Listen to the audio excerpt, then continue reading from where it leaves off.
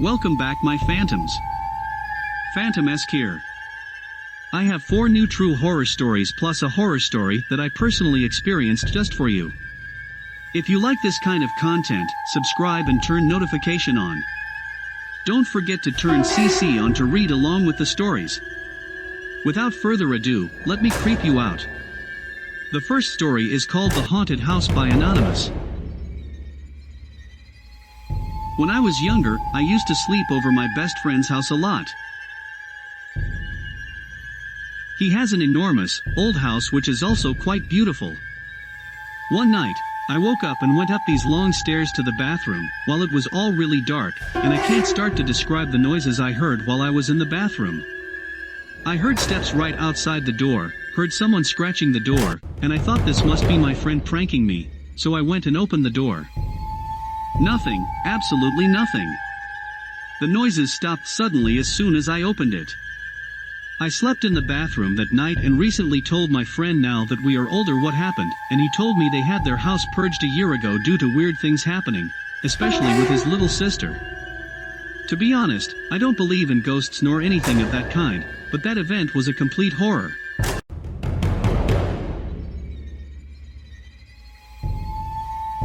The second story is called The Call by Nugget Princess. My grandfather told me this story about how one time, he was sitting in a chair in front of the house when he heard his wife repeatedly calling him from inside the house. The thing is, my grandmother passed away a few years before that. But he told me that the voice was so pressing that he actually got up to look inside the house, and as soon as he got inside he heard a loud crash behind him and turned around to see that the chair he has been sitting in moments ago had been crushed by the cast iron gutter that fell on it. If he didn't come inside the house, he would have probably been seriously injured. Every time I think about it, it sends chills down my spine.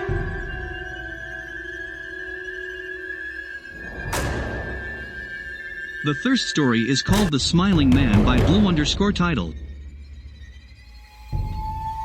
About 5 years ago, I lived downtown in a major city in the US. I've always been a night person, so I would often find myself bored after my roommate, who was decidedly not a night person, went to sleep. To pass the time, I used to go for long walks and spend the time thinking. I spent 4 years like that, walking alone at night, and never once had a reason to feel afraid. I always used to joke with my roommate that even the drug dealers in the city were polite. But all of that changed in just a few minutes of one evening. It was a Wednesday, somewhere between 1 and 2 in the morning, and I was walking near a police patrol park quite a ways from my apartment.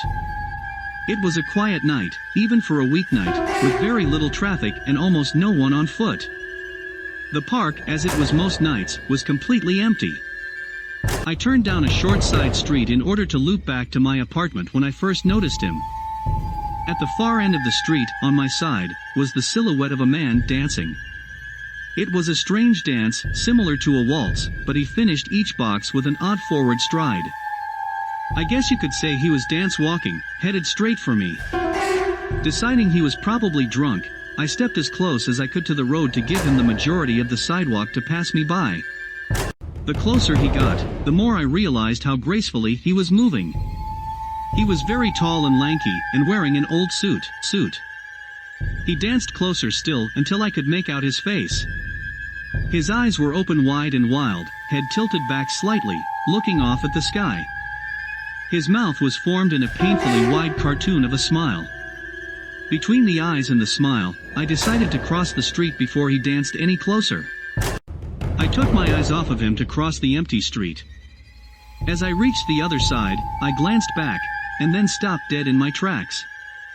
He had stopped dancing and was standing with one foot in the street, perfectly parallel to me.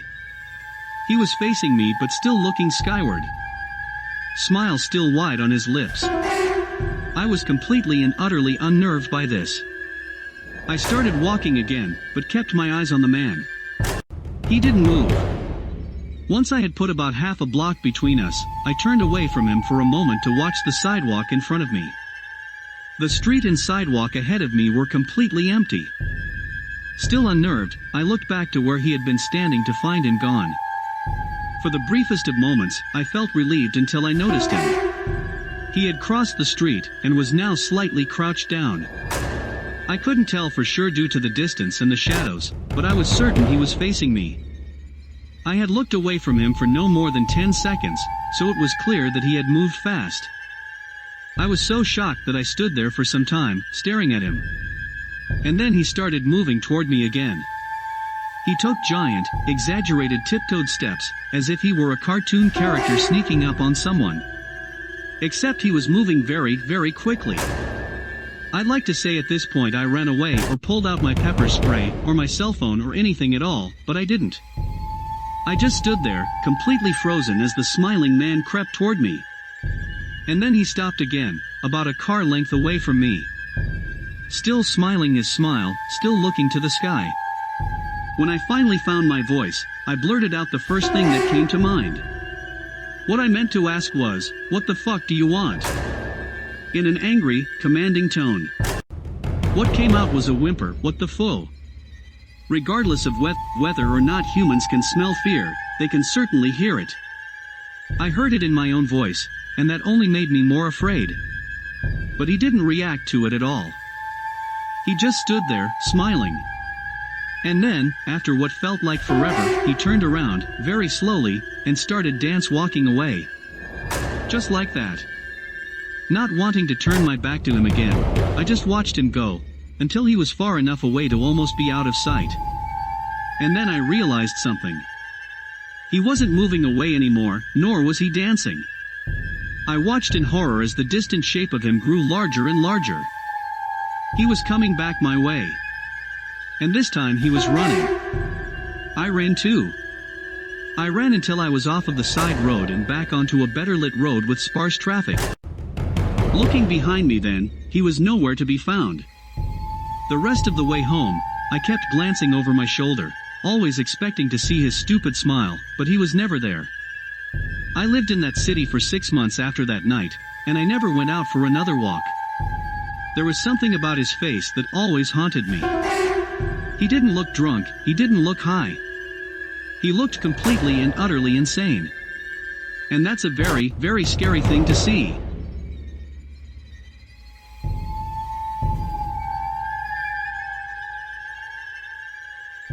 The fourth story is called Butcherface.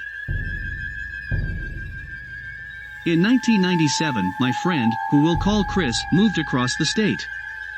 At that time, we were 10, we didn't really have much of a way to see each other besides getting a ride by our parents to one or the other's house, which would be a hassle for our parents, so we eventually lost contact. During this time, I had only gotten the chance to visit his house once. With this story being in this subreddit, you'd expect the house to be creepy, but it really wasn't. It was a very plain split-level house probably built in the early 80s with neighbors close by, so it wasn't even secluded. As I said, we lost contact with each other for 10 years, that is until Chris contacted a mutual friend through MySpace. I didn't have an account on that site. We made plans to hook up and hang out. Now that we have our own means of transportation, it was a lot easier. After maybe a month of this, Chris mentioned that his family will be remodeling the house, and I offered my help. He and his father gladly accepted the offer since the previous owners apparently didn't keep up on it themselves. So a couple of weeks later, I drive down one weekend and we start tearing up carpeting, ripping off wallpaper, etc., etc. The basement had been changed into a room for Chris some years before, and while half of the floor was concrete, the other half seemed to have been torn up and replaced with floorboards, and one of the boards had become warped and broke, leaving it protruding up under the carpet, so they wanted to replace it. We tore the carpet up and started ripping out the floorboards, when we found what looked like a hole dug about 5 feet into the ground under the floor. Chris jumped down there thinking he could get better leverage to tear up the boards when he said something was down there. His father got a flashlight, and we jumped down to check it out. It turned out to be a very worn box. It looked similar to a shoebox, but it was about 3 feet long and extremely damaged by the elements. It was so tattered that you wouldn't be able to pick it up in one piece. We believed that whatever was in it would be just as damaged, but when we ripped it open, we noticed that whatever was in it had the added protection of a black trash bag. Chris picked up the trash bag, and its contents made the sound of plastic hitting plastic. We were curious as to what was in there, so we brought it upstairs, and cut the bag open with a pair of scissors, and found 24 unmarked videotapes. I and Chris were curious as to what was on them, but his father claimed that they were most likely somebody's old bootleg collection, and if we're still curious we should check them out later after we were done for the day. Since the plan was for me to stay the night, and help them out the next day, and leave that Sunday night, we decided to watch them that night. Since Chris's father was tired and didn't really care what was on the tapes, he went to bed a little bit early that night.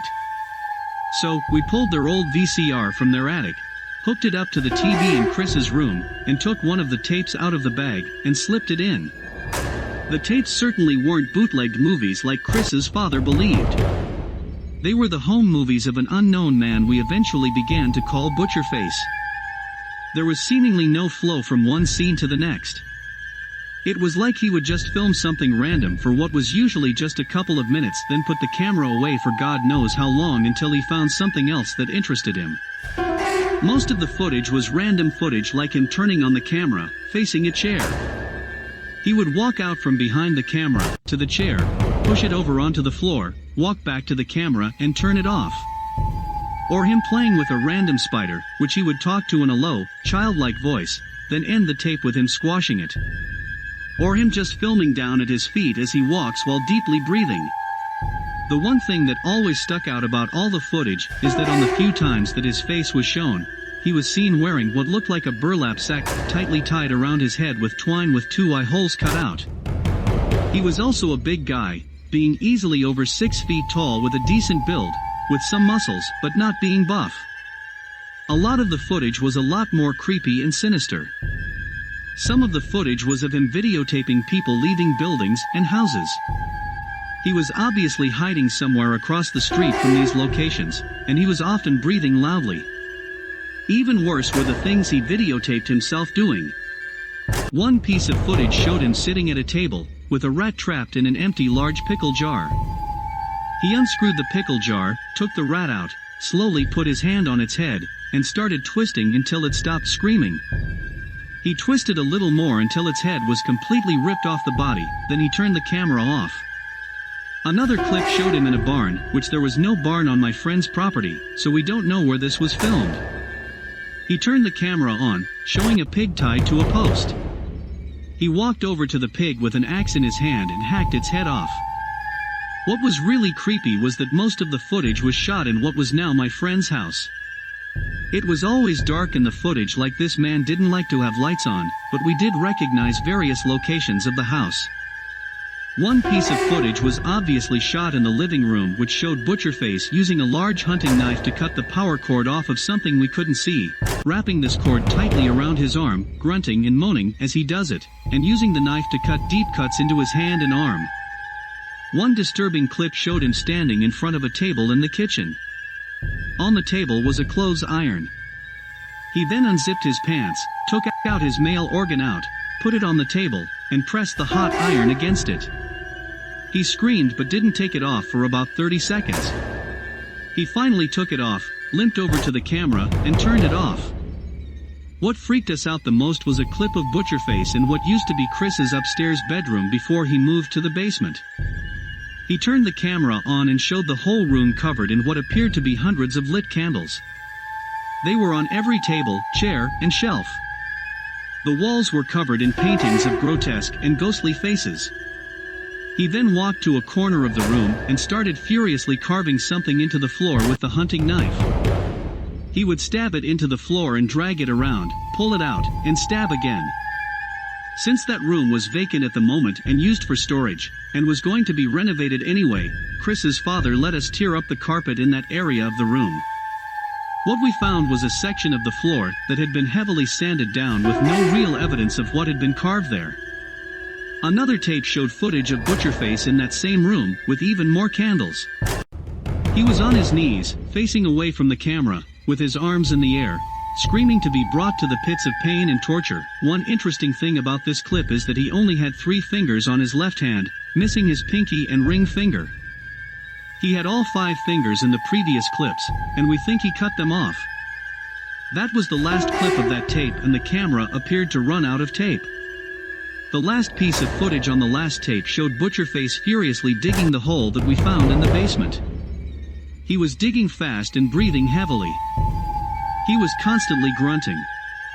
His shirt was off, but he still had the mask on.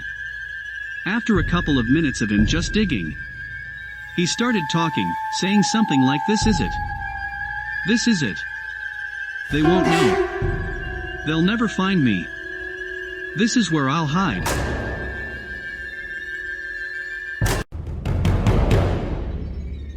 For those who have made it this far, this is my bonus personal experience.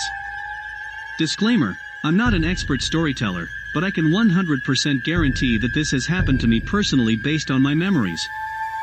I was around 15 years old at the time, and I had just returned home, to Day's house, from outside on the street, where I had been dripping in sweat due to the humidity and heat of the sun.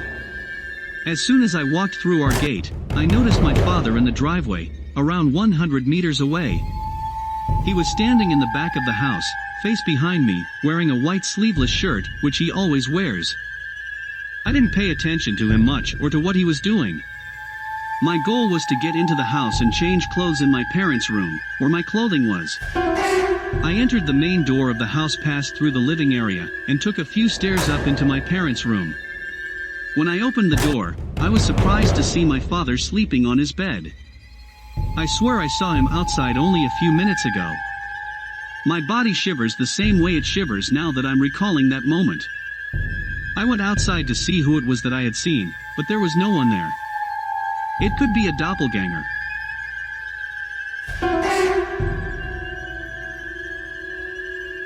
Thank you for listening, my phantoms. If you make it this far, make sure to subscribe and turn notification on so you will be updated of my new uploads, and check out our playlist for more terrifying stories. Share with a friend who might like this.